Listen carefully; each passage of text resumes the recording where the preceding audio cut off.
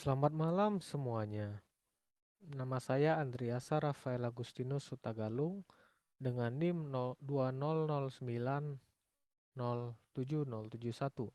Saya berasal dari Universitas Sumatera Utara dengan jurusan Ilmu Administrasi Bisnis Tambu 20.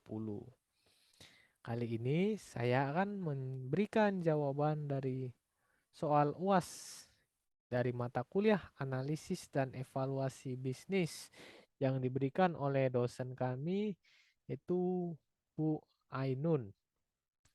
Di sini saya akan memberikan tema dokumentasi dari PT Garuda Food.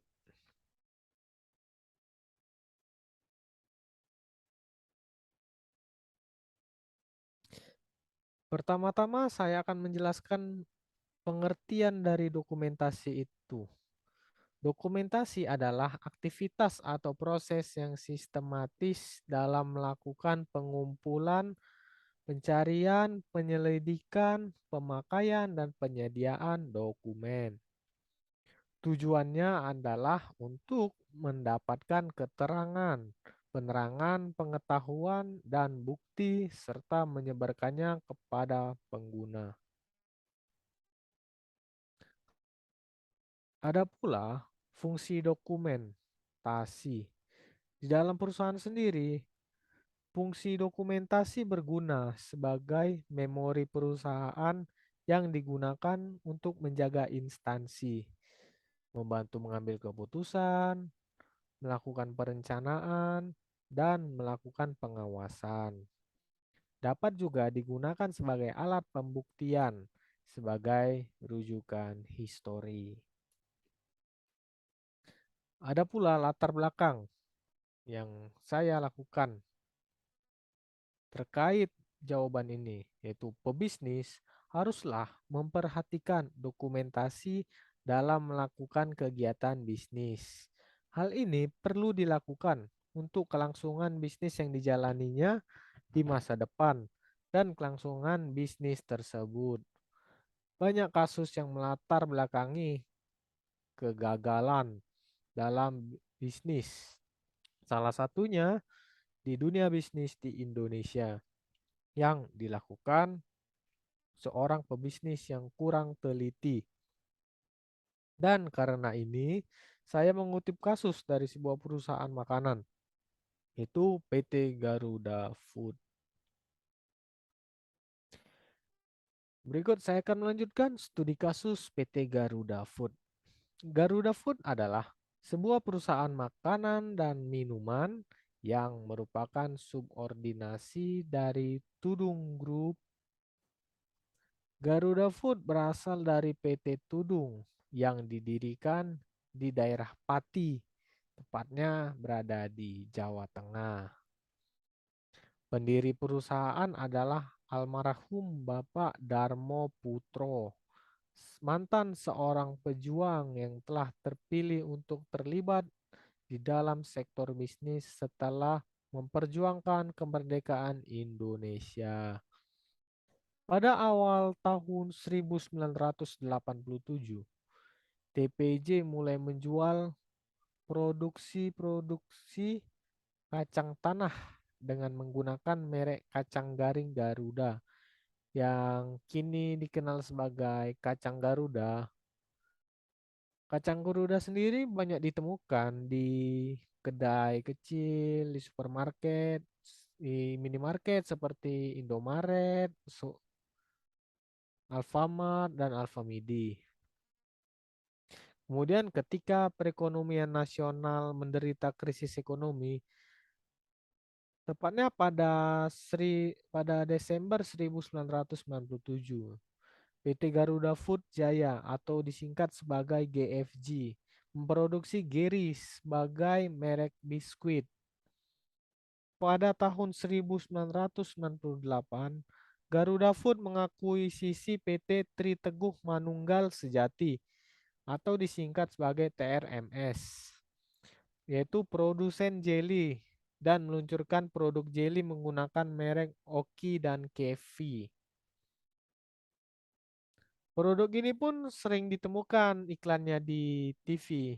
Salah satunya Oki Jelly Drink. Gary sendiri biskuitnya ada juga sih di televisi iklannya. Sama seperti kacang Garuda. Dan saya lanjutkan. Identifikasi proses bisnis.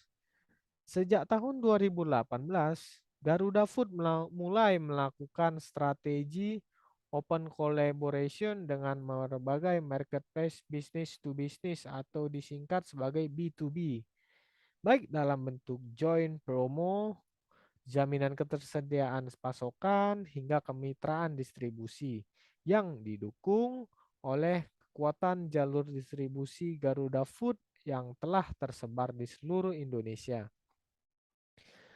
Selain mendukung pertumbuhan marketplace B2B dengan memberikan akses terhadap pasokan barang, Garuda Food bersama Tokopedia yang merupakan sebuah perusahaan jasa aplikasi penjualan online telah membentuk kemitraan dengan cara merintis operasional perdana mitra Tokopedia. Garuda Food sendiri bertindak sebagai partner logistik yaitu 4PL, yaitu Fourth Party Logistic, melalui platform B2B mitra Tokopedia dengan 14 titik depo dan menjangkau lebih dari 130.000 mitra pengecer usaha mikro kecil dan menengah atau UMKM yang berada di Pulau Bali, Jawa, Sumatera, Kalimantan, maupun Lombok. Kemudian saya akan memberikan contoh dokumentasi dari PT Garuda Food yang saya kutip dari file resmi PT Garuda Food. Ini adalah dokumentasi pada tahun 2021. Yang foto sebelah kiri dapat kita lihat yaitu PT Garuda Food telah meluncurkan beberapa produk baru yang diluncurkan pada tahun 2021, diantaranya wafer stick mini dalam kemasan pouch dengan dua varian rasa coklat dan keju. Kemudian ada Geri Salud Malkis Double Almond. Kemudian ada Geri Snack Cereal Ring rasa coklat. Kemudian ada Geri Pasta SpongeBob dan Garuda Rosta rasa jagung manis. Pencapaian yang banyak ini pasti sangat bermanfaat bagi Garuda Food sih, karena telah memperluas pangsa pasarnya dengan meluncurkan produk baru. Kemudian di foto sebelahnya, Garuda Food telah mengekspor produk makanan dan minuman lebih dari ke 20 negara di seluruh dunia. Adapun fokus ekspor Garuda Food ditunjukkan ke Asia Tenggara, salah satunya yaitu India dan Cina. Kedua negara ini merupakan negara dengan penduduk terbanyak di dunia, yaitu yang pertama Cina, yaitu merupakan negara penduduk terbanyak nomor satu di dunia. Kemudian yang kedua ada India, yaitu negara dengan penduduk terbanyak kedua di dunia. Kemudian di bawahnya adalah versi Inggrisnya dari dokumentasi PT Garuda Food tahun 2021 yang saya kutip dari websitenya. Garuda Food has been exporting food and beverage to over 20 countries around the world. Garuda Food's primary export destinations are Southeast Asia, India, and China. Berikutnya saya akan lanjutkan kepada kesimpulan dari presentasi saya ini.